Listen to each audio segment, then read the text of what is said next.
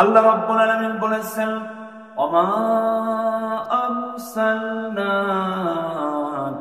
ইল্লা রাহমাতাল লিল আলামিন। আল্লাহ বলেন, নবী হে, আমি আপনাকে গোটা দুনিয়ার রহমত হিসাবে পাঠিয়েছি। আল্লাহ রাব্বুল আলামিন বিশ্ব নবী মুহাম্মদ রাসূলুল্লাহকে হাশিমি গোত্রে পাঠিয়ে দিলেন।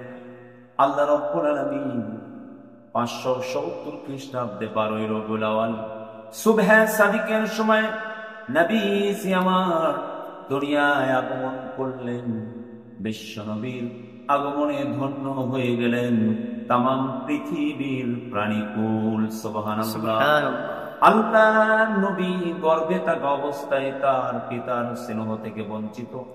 তার বাবা আব্দুল্লাহ মদিনায় খেজুর আনতে গিয়ে মদিনায় মৃত্যুবরণ করেন। নবীজির বয়স বিশ্ব নবী মুহাম্মদুর রাসূলুল্লাহ সাল্লাল্লাহু আলাইহি সাল্লামকে দুধ পান করার জন্য হালিমাতুস সাদিয়ার কাছে পাঠানো হয়। আল্লাহর নবীর বয়স যখন 8 বছর, আব্দুল মুত্তালিব দুনিয়া থেকে বিদায় নিলেন।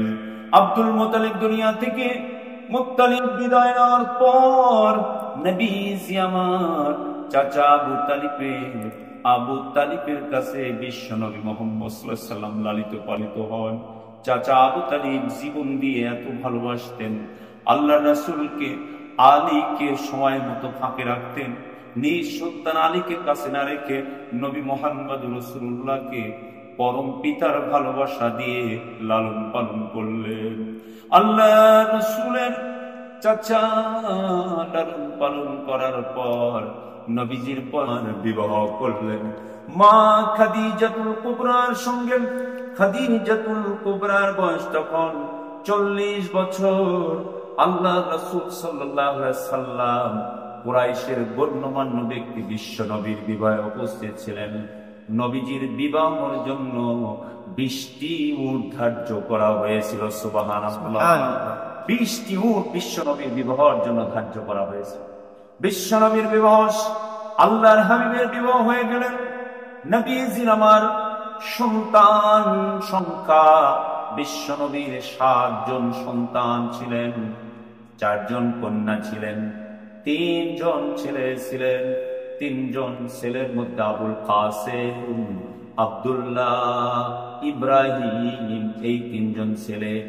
আর 4 জন মেয়ে, জয়নুব, কুলসুম, রোকাইয়া ও ফাতিমা রাদিয়াল্লাহু তাআলা আনহুমা। এই 7 জন সন্তানের মধ্যে একমাত্র ইব্রাহিম মারিয়া কিপ্তির গর্ভে থেকে জন্মগ্রহণ করেন। আর বাকি 6 জন সন্তান, 2টা ছেলে 4টা মেয়ে খাদিজাতুল কুবরার গর্ভে থেকে জন্মগ্রহণ করেন। সুবহানাল্লাহ। বিশ্বনবী আমার মুহাম্মদ রাসূলুল্লাহ 40 পেরিয়ে যখন 41-এ পদার্পণ করলেন, নবীজি আমার আল্লাহর হাবিব 40 পেরিয়ে 41-এ পদার্পণ করলেন। একদিন জিবরাইল আমিন এসে বলে পড়ো। নবী বলে আমি পড়তে জানি না। আবার বলে ইকরা, পড়ো। নবী বলে আমি পড়তে জানি না। এইবার জিবরাইল আলাইহিস সালাম নবীকে শক্ত করে ধরলেন। বিশ্ব নবীকে প্রচন্ড শক্ত করে জিবরাইল আমিন ধরলেন। নবী করিম সাল্লাল্লাহু আলাইহি সাল্লামকে বললেন পড়ো।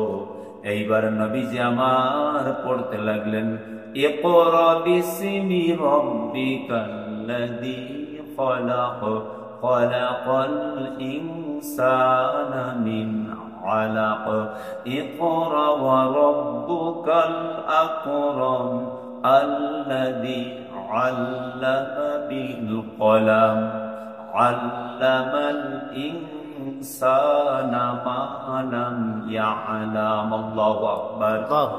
নবীজি আমার দ্বীনের দাওয়াত দিতে লাগলেন। নবুয়ত পাওয়ার পর আল্লাহ রাব্বুল আলামিন বিশ্ব নবীকে বললেন, ইয়া রাসূলুল্লাহ আপনি গোপনে দাওয়াত দেন। নবীজির গোপন দাওয়াতি মিশনে যোগ দিলেন। বিশ্ব নবীর গোপন কাফেলায় যোগ দিলেন হযরত আবু বকর সিদ্দিক রাদিয়াল্লাহু তাআলা আনহু, হযরতে খাদিজাতুল কুবরা, আর বালকদের মধ্যে আলী ইবনে আবু তালিব আর ক্রীতদাসের মধ্যে যায়েদ ইবনে হারিসা, এই চারজন ইসলাম গ্রহণ করলেন। সুবহানাল্লাহ। আল্লাহর নবী গোপনের তার গোপন মিশন কার্যক্রম যখন চলছে, আল্লাহ রাব্বুল আলামিন একদিন ডাক দিয়ে বললেন, মুহাম্মদুর রাসূলুল্লাহ, আপনি আর কতদিন গোপনে দাওয়াত দিবেন? আর নয় গোপন এখন থেকে করতে হবে ওপেন। বিশ্বনবী আমার, আল্লাহ রাসূল সকল কাফের মুশরিক, all kind of people, all work of people, সর্বস্তরের লোকদেরকে সাফা পাহাড়ে দাওয়াত দিলেন। বিশ্বনবী জড়ো করলেন, সকলেই গ্যাদারিং করলেন, এক জায়গায় জড়ো হয়ে গেলেন। নবী আমার বললেন, আমি যদি বলি ওই সাফা পাহাড়ের পাদদেশে একজন শত্রু তোমাদেরকে আক্রমণ করার জন্য, অথবা বাঘ আছে পিছনে আক্রমণ করার জন্য আসবে, তোমরা কি বিশ্বাস করবে? সব কাফের মুশরিক একযোগে বললেন, আপনি জীবনে কোনোদিন একটা কথাও মিথ্যা বলেন নাই। ওয়া ইন্নাকা লাআলা খুলুকিন আযীম,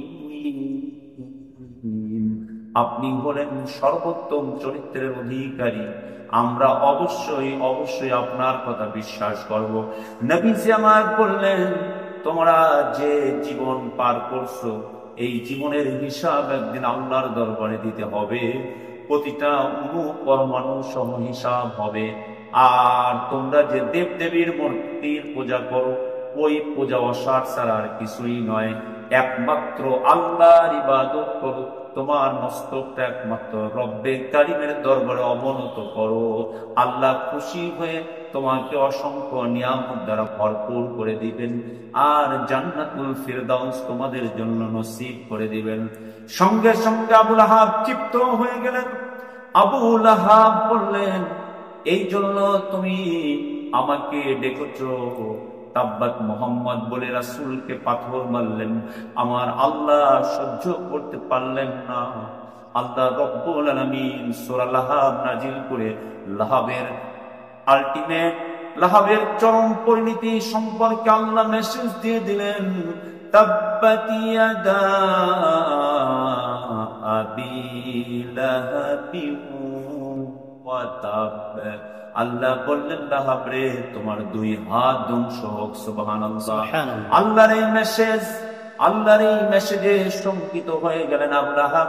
জানে যে তার জীবনে আল্লাহর পক্ষ থেকে যেটা এসেছেন, এটা আমাকে শিরোধার্য, এটাকে অবশ্যই মেনে নিতে হবে, এর থেকে আমি নিস্তার পাবো না। বিশ্বনবী মুহাম্মদ রাসূলুল্লাহ সাল্লাল্লাহু আলাইহি ওয়াসাল্লাম মক্কায় দাওয়াত দিয়ে যখন মক্কার মানুষ বিমুখ, নবীজির উপর অত্যাচার, নির্যাতন, নিষ্পেষণের জাতাকলে পিষ্টন হচ্ছে, বিশ্বনবীকে একের পর এক করে যখন অপমান, লাঞ্ছনা, গঞ্জনায় সহ্য করেছে, ওই মুহূর্তে আল্লাহ ডাক দিয়ে বললেন, নবী হে, আপনি তাইফের ময়দানে চলে যান দিনের দাওয়াত দেওয়ার জন্য। নবীজি আমার তাইফের ময়দানে দিনের দাওয়াত দেওয়ার জন্য গেলেন, কিন্তু তাইফের উগ্রবাদী, তাইফের চরমপন্থীরা বিশ্বনবীকে পাথর মেরে মেরে রক্তাক্ত করে দিলেন। নবীজির রক্তগুলো শরীর দিয়ে যখন ঝরে ঝরে যাচ্ছে, আল্লাহ জিব্রাইলকে ডাক দিয়ে বলে, ও জিব্রাইল, চলে যাও, তোমার নূরের পাখাটা আমার বন্ধুর পায়ের নিচে গিয়ে ধরো, নইলে নবীজির রক্ত যদি জমিনে পড়ে, আল্লাহ রব্বুল আলামিন বলেন কিয়ামত হয়ে যাবে। জিব্রাইল আমিন নবীজির পায়ের নিচে তার নূরের পাখাটা ধরলেন, রক্ত বয়ে বয়ে জিব্রাইল আমিনের পাখার উপর পড়তেছিলেন। সুবহানাল্লাহ। নবীজি আমার বড় দোয়া করেন নাই, আল্লাহ নবীকে যখন একসঙ্গে যখন পাথর মেরেছেন কাফেরেরা, পাথরের আঘাতে নবীজির সুন্দর চেহারাটা বিমর্ষ হয়ে গেলেন, বিবর্ণ হয়ে গেলেন, রক্তের হোলি, রক্তাক্ত যখন হয়ে গেলেন, আল্লাহ নবী আমার সুস্থ হওয়ার পর দোয়া করে, আল্লাহুম্মা হদি কওমি ফাইন্নাহু লা ইয়ালামুন। নবীজি আমার বলে, আল্লাহ আমার এই কওমকে হিদায়াত দিয়ে দাও, তারা বোঝে না তাই আমাকে মারে, ওরা যদি বুঝতো আমাকে মারতো না। নবীজি আমার নিরাশ হয়ে হতাশ হয়ে বিশ্ব নবী আমার তায়েফ থেকে ফিরে আসলেন। আসার পরে আল্লাহ রাব্বুল আলামিন অর্ডার দিলেন, ইয়া রাসূলুল্লাহ, মক্কার মানুষগুলো আপনাকে চায় না, অধিকাংশ মানুষ চায় না, আর মদিনার মানুষ আপনাকে আলিঙ্গন করার জন্য, আপনাকে শুভেচ্ছা জানানোর জন্য মদিনার মানুষগুলো অপেক্ষা করছেন। নবীজি আমার মক্কা থেকে আল্লাহ রাসূলকে শেষ করে দেওয়ার জন্য দারুল নদওয়ার বৈঠকে সিদ্ধান্ত হলো। কেউ বলল তাকে বন্দী করে রাখি, কেউ বলল তাকে দেশান্তর করে দেই, অন্য দেশে তাকে পাঠিয়ে দেই, আবার কেউ বলল তাকে যদি অন্য দেশে পাঠিয়ে দেওয়া হয় তাহলে সেখানেও দ্বীনের দাওয়াত দিয়ে মুহাম্মদুর রাসূলুল্লাহ সেই জায়গায় দ্বীন ইসলামকে পরিপূর্ণ করে দিবে। আবু জেহেল চূড়ান্ত সিদ্ধান্ত দিলেন, মুহাম্মদকে আর জানে বাঁচিয়ে রাখা যাবে না, প্রাণ নাশের হুমকি দিলেন। বললেন আজকে রাত্রে মুহাম্মদকে বাড়ি ঘেরাও করে তাকে দুনিয়া থেকে বিদায় করে দেওয়া হবে। 100 উট পুরস্কার ঘোষণা করা হলো, যে মুহাম্মদুর রাসূলুল্লাহর মাথা আনতে পারবে 100 উট দেওয়া হবে। নাউজুবিল্লাহ। আল্লাহ রাব্বুল আলামিনের ষড়যন্ত্রের কথা আল্লাহ জানিয়ে দিলেন। ইয়া রাসূলুল্লাহ, ইয়া হাবিবাল্লাহ, ও আমার আপন দোস্ত, কাফেররা যে ষড়যন্ত্র করেছে আপনি চলে গেলেন। আল্লাহ রাসূল হযরতে আলীকে বিছানায় শুয়ে রেখে আল্লাহ নবী চলে গেলেন। নবীজির বিছানায় সকালবেলা যাওয়ার পর দেখে কাফেররা দেখে আল্লাহর নবী আর দুনিয়ায়, আল্লাহর রাসূল আর ওই বিছানায় নাই, হযরতে আলী ঘুমিয়ে আছে। বিশ্বনবী আমার মদিনায় যাওয়ার পর মসজিদুল কুবা নামক স্থানে নবীজি আমার যে মসজিদটা করলেন, ওই মসজিদের নাম হলো মসজিদুল কুবা। সুবহানাল্লাহ। আল্লাহর রাসূল মদিনাতে ইসলামী রাষ্ট্র কায়েম করলেন। ইহুদি, হিন্দু, বৌদ্ধ সব ধর্মের লোকদের সহমর্মিতা, সব ধর্মের মানুষের সঙ্গে সৌহার্দ্যপূর্ণ আচরণ, সব ধর্মের মানুষের সাথে সুন্দর সুসম্পর্ক বজায় রাখার জন্য বিশ্বনবী মদিনায় যে রাষ্ট্র ব্যবস্থা কায়েম করলেন, পৃথিবীর ইতিহাসে এই রকম রাষ্ট্র ব্যবস্থা আজকে বিরল। নবীজির এই আদলে আজ যদি পৃথিবীর বিভিন্ন প্রান্তর সহ বাংলার জমিনও যদি বিশ্ব নবীর এই আদর্শের আদলে, নবীজির এই শখের আদলে যদি কোন রাষ্ট্র যদি কায়েম করা যায়, হিন্দু, বৌদ্ধ, খ্রিস্টান সব ধর্মের মানুষগুলো সুখ আর শান্তিতে থাকবে। আল্লাহ রাব্বুল আলামিন আমাদের সকলকে বিশ্বনবী মুহাম্মদুর রাসূলুল্লাহ সাল্লাল্লাহু আলাইহি সাল্লামের অনুপম আদর্শ অনুসরণ করার মতো তৌফিক দান করুন। সকলেই বলুন আমিন। আসসালাম।